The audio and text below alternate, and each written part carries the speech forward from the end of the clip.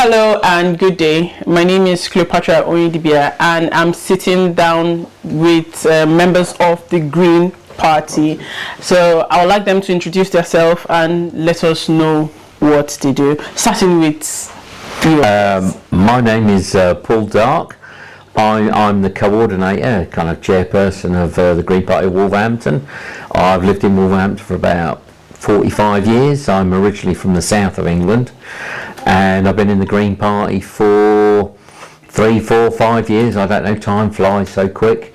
So, and they made me the boss, which was very nice of them. So, you know, I've been involved in politics for a long time. My wife was the mayor of Wolverhampton for a while as well, so I was the consort, which means I was called the mayoress regularly, which is a bit weird. So yeah, I've been doing politics quite a long time. So okay, and you, sir? Hi, my name is Hardev Singh Galiwal and I'm the Green Party nominating officer, and currently I'm fighting the election from Bilston North Ward, and I joined the party about a couple of years back, and Green Party gives me everything, and what we are doing is, as a councillor, we would like to do so many things in the area. We unite the people, we don't divide the people.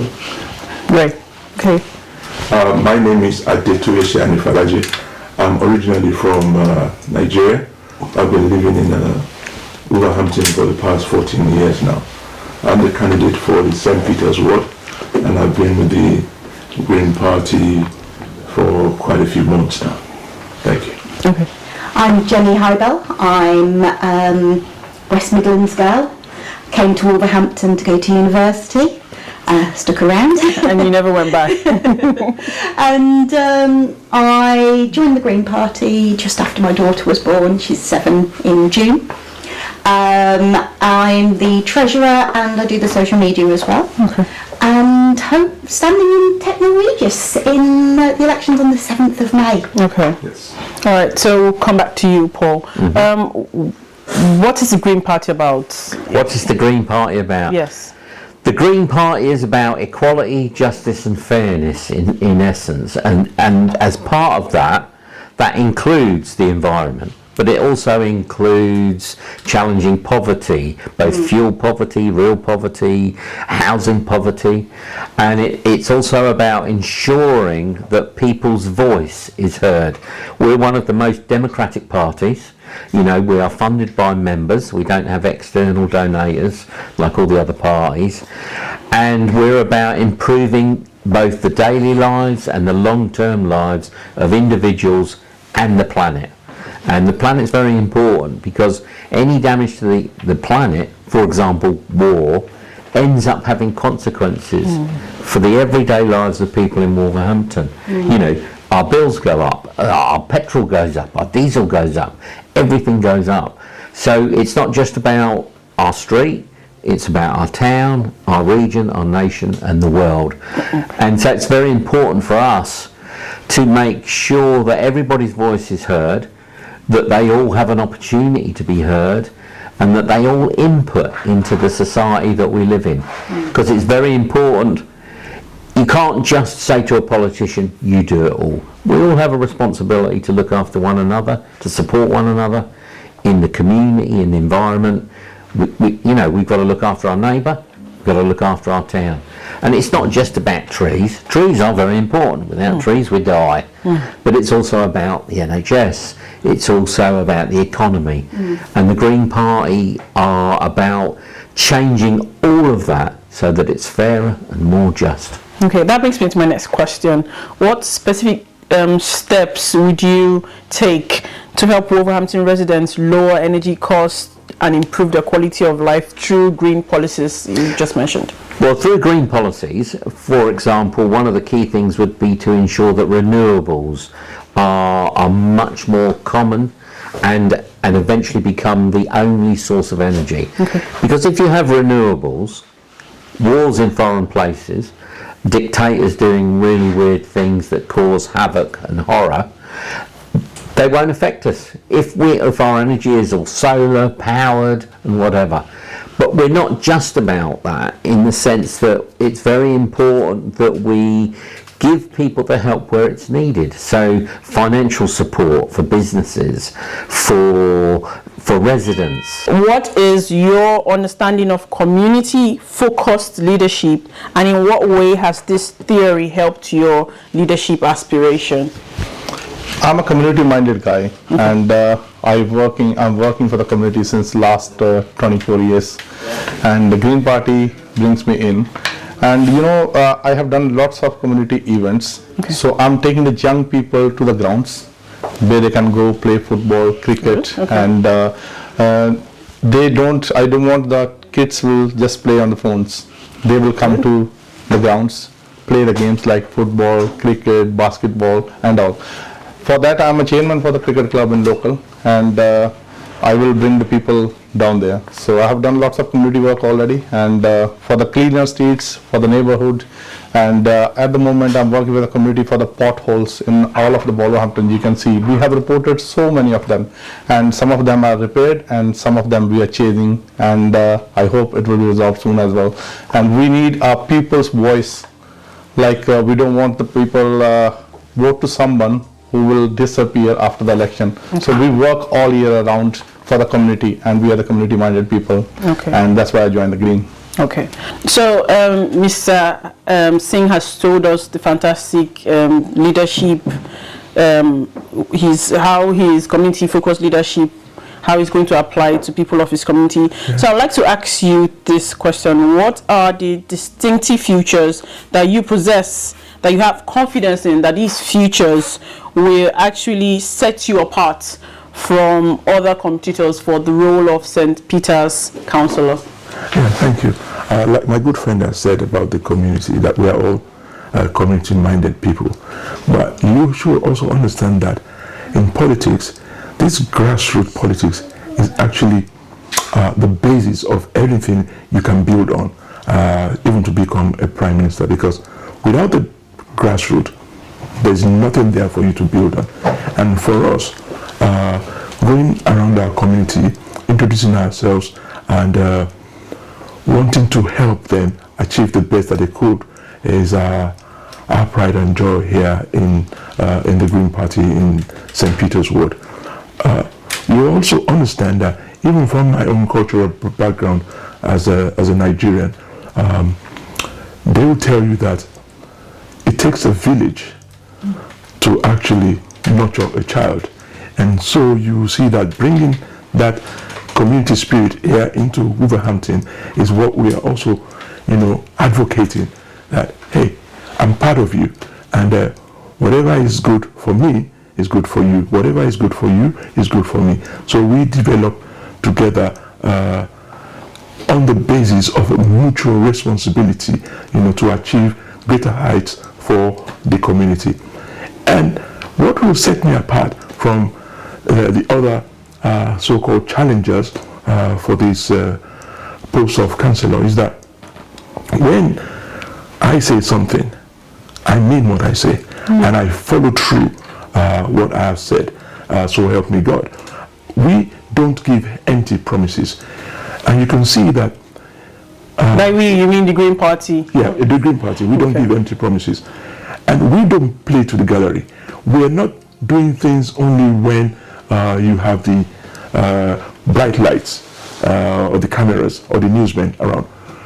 Come rain, come shine, with or without cameras, we're working for the people. You see us, we are the only party that came out en masse to clear the snow last year without any cameras, without bringing in news people. You see us canvassing even when it's raining. And why are we doing this? Because we have that feeling for our people that, hey, we just need to ensure that you are okay. We can as well sit in the cozy comfort of our bedrooms without coming out, but we know that is not the way. Some people have to do this job, and we've taken it upon ourselves that we are going to fight the corner of our people, especially the St. Peter's Ward. And that is what is going to set us apart from the other contenders, because we have integrity, we have honesty, and we have the people in mind in order for them to live a good, fulfilled, fairer, greener life. Without the cameras attached to Without it. cameras Okay. attached to it. So my next question would be to Jenny. What's your ideal description of a UK councillor, and how does that? How do you marry that to the Green Party and all they stand for? Start off with someone that actually listens, turns up and listens. The Green Party actually is fully member-led. So the ideas, the policies that we come up with, even on a national level, not just on a local level, are all decided, put forward and voted on by the membership, not put forward by some lobbyist that is trying to make money for oil companies, but from ground roots people. And as a councillor, that's what we'll be looking to do as well.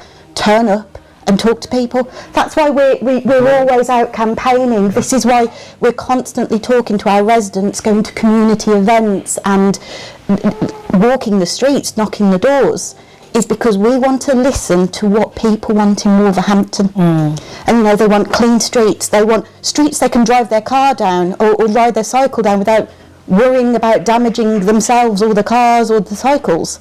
They want provision for children. They want, homes that are safe to live in.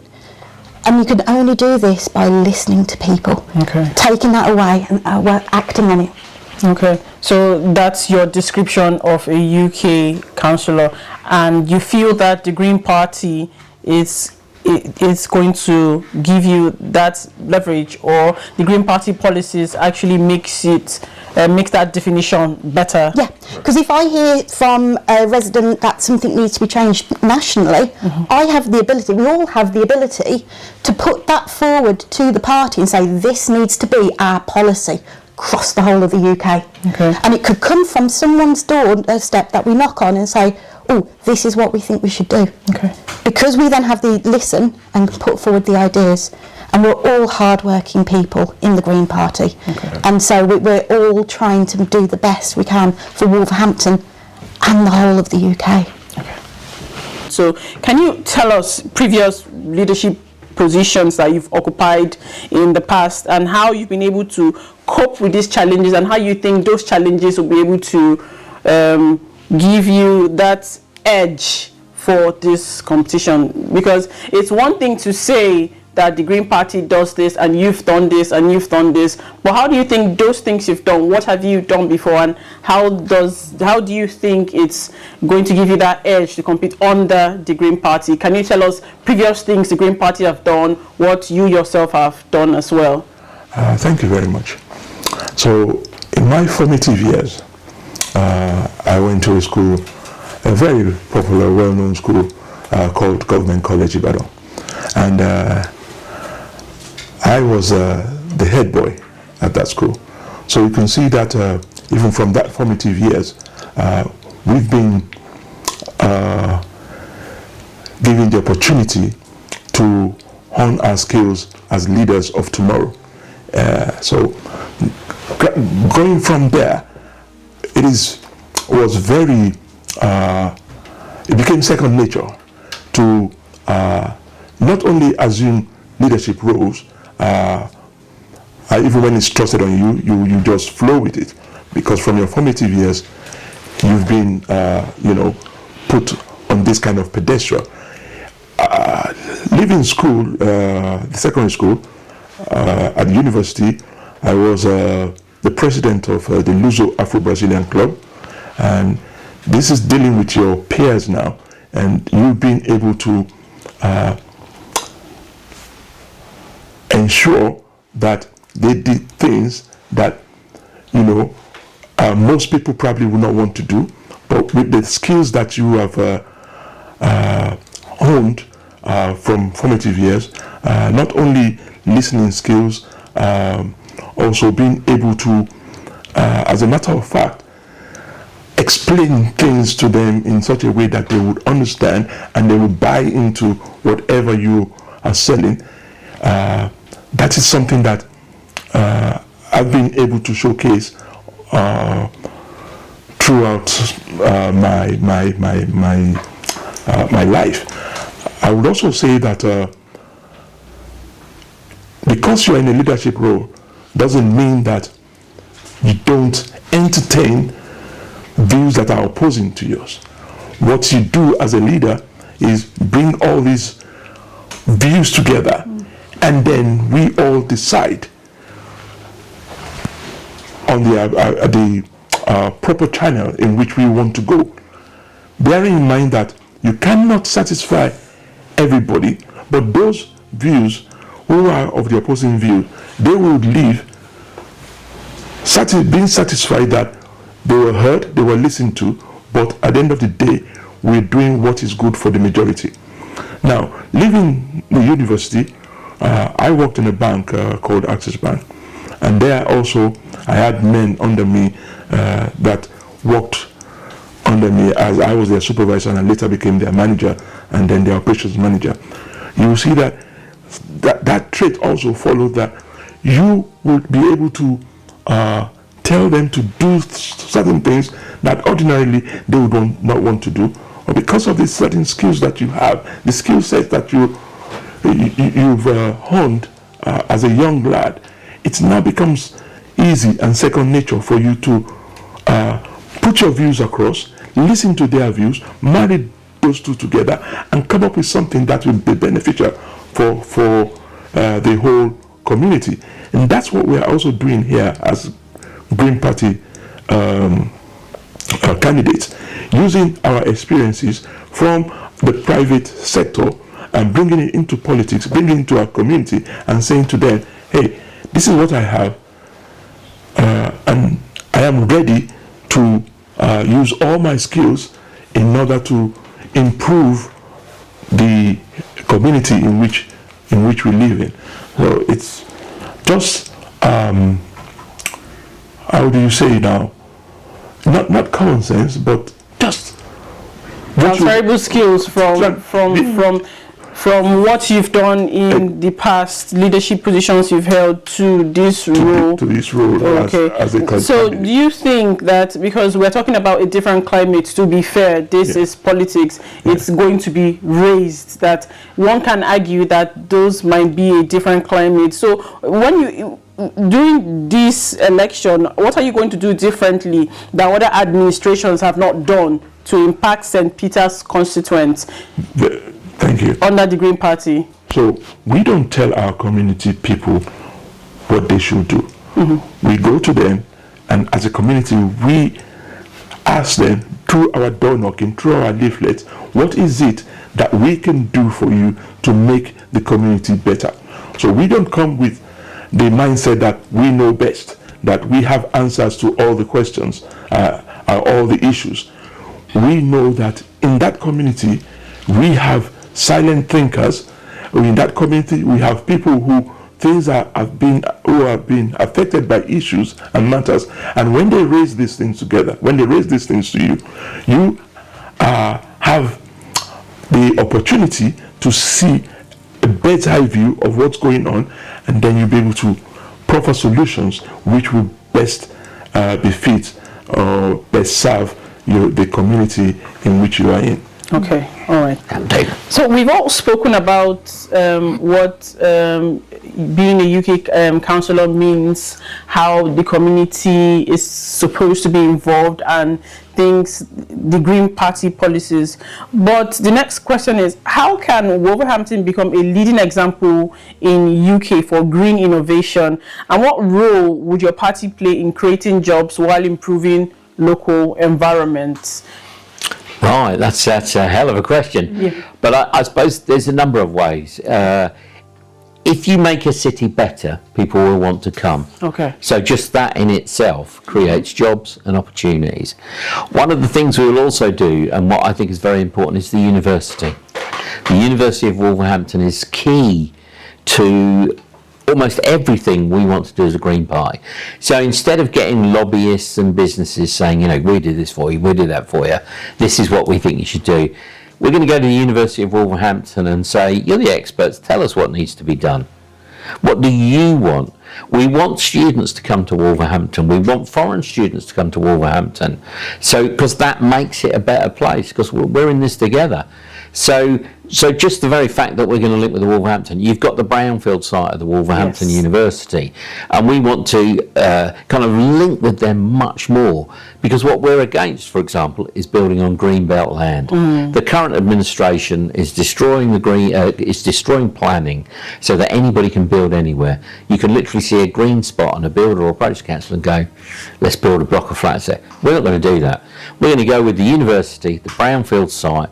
And if you go on the train to Birmingham, for example, you will see vast swathes of industrial wasteland. That's where we need to build houses that are on remediated, safe land. And again, quality houses, not boxes. The council is very keen on building boxes, mainly for people to survive in and then go to Birmingham for some low-paid job. We don't want to do that. We want to create proper housing with environments in which they live.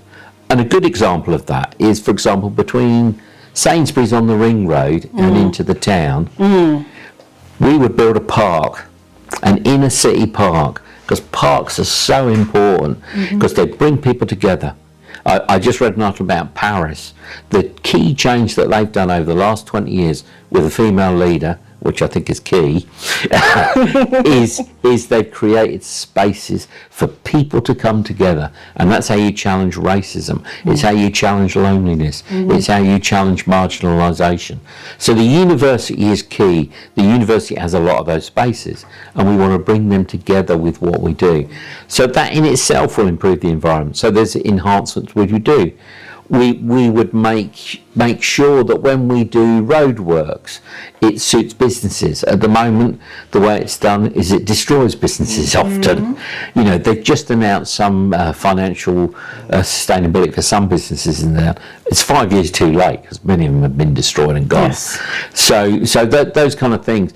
But equally, the key thing we would do is we would revolutionise the way the council is run.